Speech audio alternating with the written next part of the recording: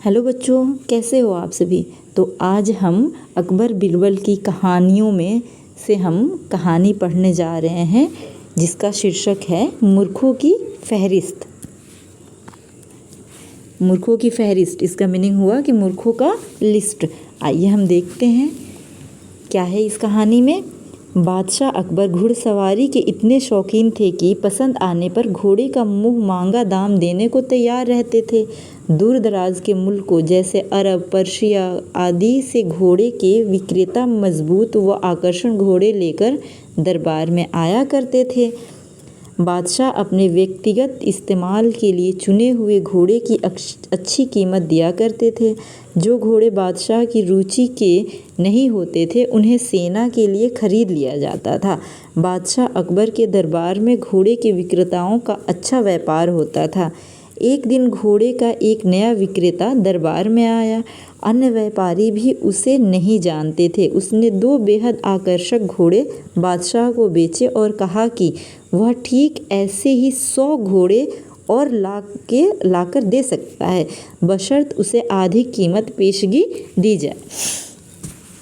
बादशाह को चूँकि घोड़े बहुत पसंद आए थे, सो वैसे ही 100 और घोड़े लेने का तुरंत मन बना लिया। बादशाह ने अपने खजांची को बुलाकर व्यापारी को आधी रकम अदा करने को कहा। खजांची उस व्यापारी को लेकर खजाने की ओर चल दिया, लेकिन किसी को भी यह उचित नहीं लगा कि बादशाह ने एक अनजान व्यापारी को इतनी बड़ी रकम बतौर पेशगी दे दी। लेकिन विरोध जताने की हिम्मत किसी के पास न थी। सभी चाहते थे कि बिरबल यह मामला उठाए। बिरबल भी इस सौदे से खुश न था। वह बोला, हुजूर, कल मुझे आपके अपने शहर भर के मूर्खों की सूची बनाने को कहा था। मुझे खेद है कि उस सूची में आपका नाम सबसे ऊपर है। बादशाह अकबर का चेहरा मारे गुस्से से सुर्ख हो गया।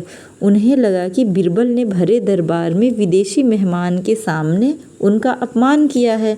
गुस्से से भरे बादशाह चिल्लाए, तुम्हारी हिम्मत कैसे हुई हमें मूर्ख बताने की। क्षमा करे बादशाह सलामत।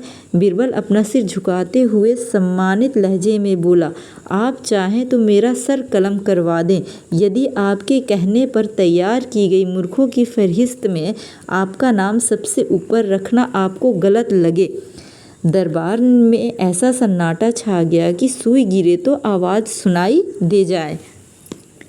अब बादशाह अकबर अपना सीधा हाथ उठाए तर्जनी को बिरबल की ओर ताने आगे बढ़े। दरबार में मौजूद सभी लोगों की सांस जैसे थम सी गई थी। उत्सुकतावश व उत्तेजना सभी के चेहरे पर नृत्य कर रही थी। उन्हें लगा कि बादशाह सलामत बिरबल का सिर धड़ से अलग कर देंगे। इससे पहले किसी की इतनी हिम्मत न हुई थी कि बादशाह को मूर्ख कहे। लेकिन बादशाह ने अपना हाथ बिरबल के कंधे पर रख दिया। वह कारण जानना चाहते थे। बिरबल समझ गया कि बादशाह क्या चाहते हैं। वह बोला, आपने घोड़े के ऐसे व्यापारी को बिना सोचे समझे एक मोटी रकम पेशगी दे दी जिसका अता पता भी कोई नहीं जानता। वह आपको धोखा भी दे सकता है। इसलिए मूर्खों की सूची में आपका नाम सबसे ऊपर है। हो सकता है कि वह व्यापारी वापस ही ना लौटे। वह किसी अन्य देश में जाकर बस जाएगा और आपको ढूंढे नहीं मिलेगा। किसी से कोई भी सौदा करने से पूर्व उसके बारे में जानकारी तो होनी चाहिए।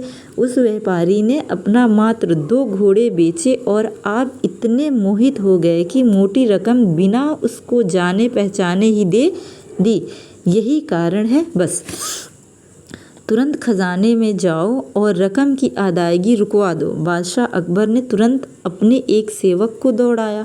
बिरबल बोला, अब आपका नाम उस सूची में नहीं रहेगा। बादशाह अकबर कुछ क्षण तो बिरबल को घूरते रहे, फिर अपनी दृष्टि दरबारियों पर केंद्रित कर ठहाका लगाकर हंस पड़े। सभी लोगों ने राहत की सांस ली कि बादशाह को अपनी गलती का एहसास हो गया था। हंसी में दरबारियों ने भी साथ दिया और बिरबल की चतुराई की एक स्वर से प्रशंसा की। तो बच्चों, हमें इस कहानी से क्या सीख मिलती है कि हमें कोई भी काम करना चाहिए तो सोच समझ कर करना चाहिए, और किसी भी अजनबी पे हमें ऐसे विश्वास नहीं करना चाहिए। ठीक है। और आपको ये कहानी कैसी लगी आप मुझे कमेंट में ज़रूर बताएं। वीडियो को लाइक करें, शेयर करें और चैनल को सब्सक्राइब करें। अपना ध्यान रखें, कहानियाँ सुनते रहें, देखते रहें वीडियो। Bye bye.